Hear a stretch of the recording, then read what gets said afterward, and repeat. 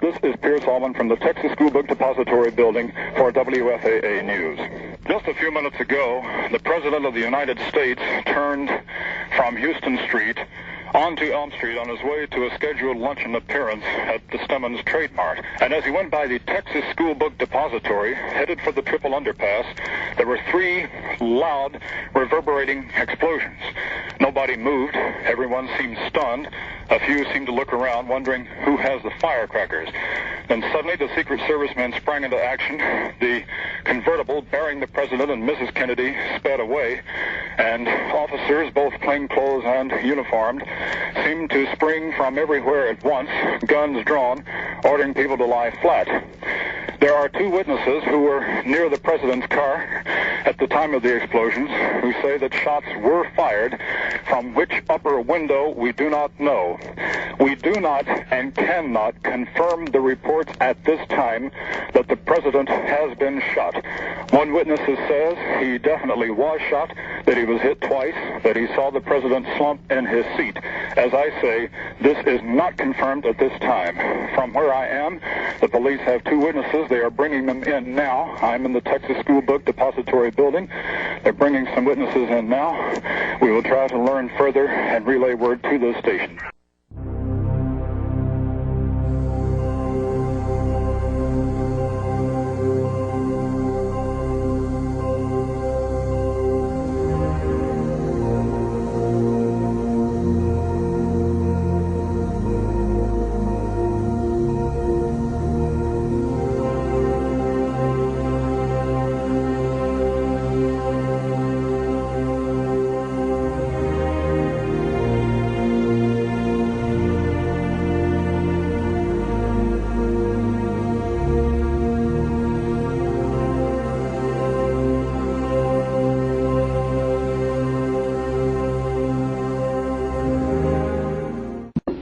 And behind some trees in a sort of service road is a brick building of about 8 stories, which is called the Texas School Book Depository. Now, according to witnesses, 2 of them who I talked to and the police talked to, say they saw a man with a gun in the, one said the 2nd floor, another one said the 4th floor, a window of that building. Now, from either floor, Frank, he would be able to see over the low trees to about 100 yards away where the President's car was. An unobstructed view, Bob? I would think so. I was not able to go up to either of those windows, so I couldn't see for myself, but looking at it from the ground, it looked as though it would be. The President, therefore, must have had presented either a profile to the assailant, if he was, in fact, in those windows where the witnesses say, and or his 3/4 back, because his car had actually passed the direct line from the window. You see, the way it went is the car would have approached the window head-on, then turned left and gone down a slight decline under the underpass. Just a moment, Frank. Yes, Bob.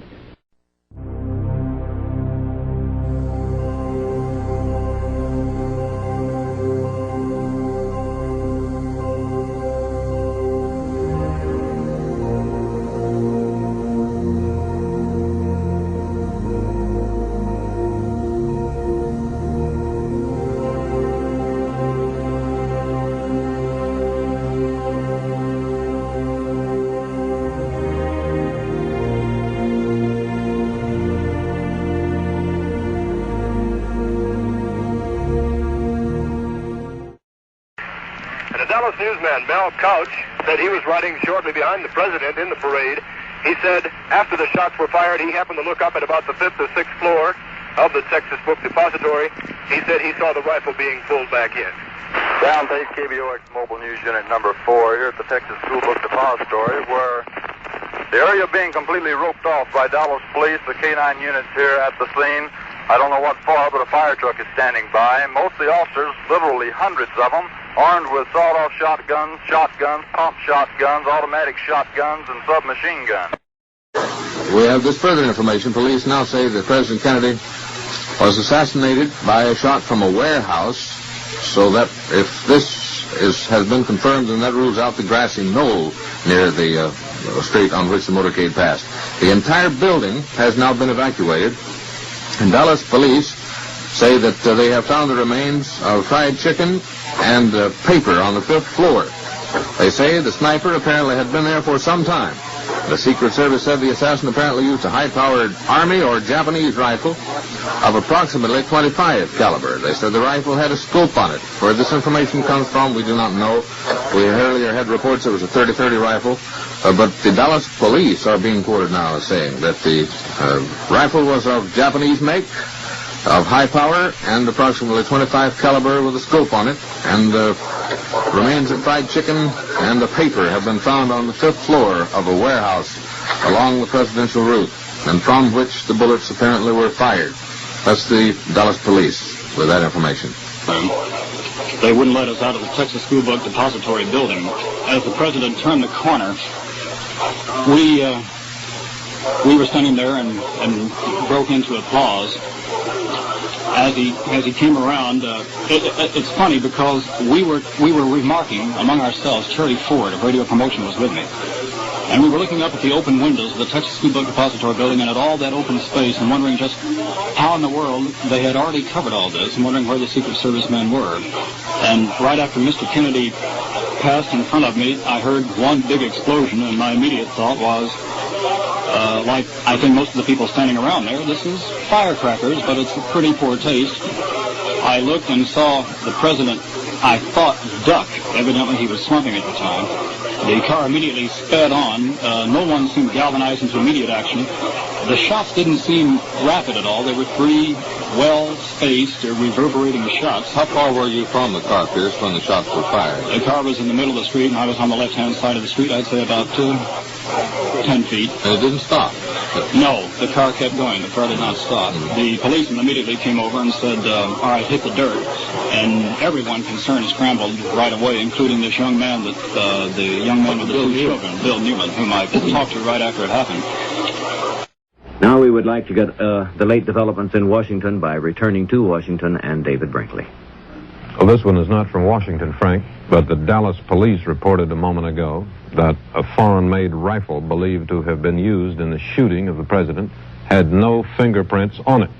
It has been sent here to the FBI laboratory in Washington for an analysis.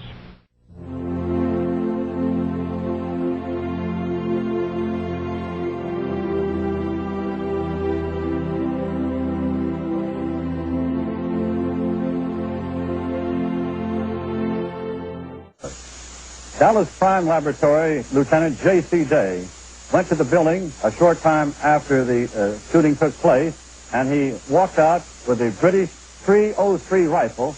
The rifle has a telescopic sight. Now, the rifle was found on the 6th floor of the building near a corner window.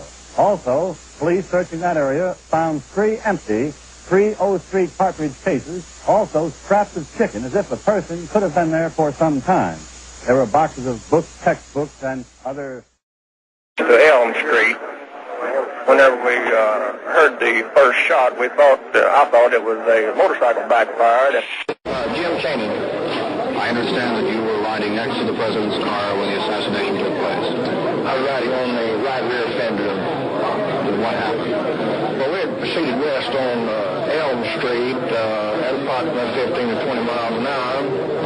When we heard the first shot, I thought it was a motorcycle backfiring, and I looked back over to my left, and also President Kennedy looked back over his left shoulder. Then the second shot came, I looked back just in time to see the president struck in the face by the second bullet.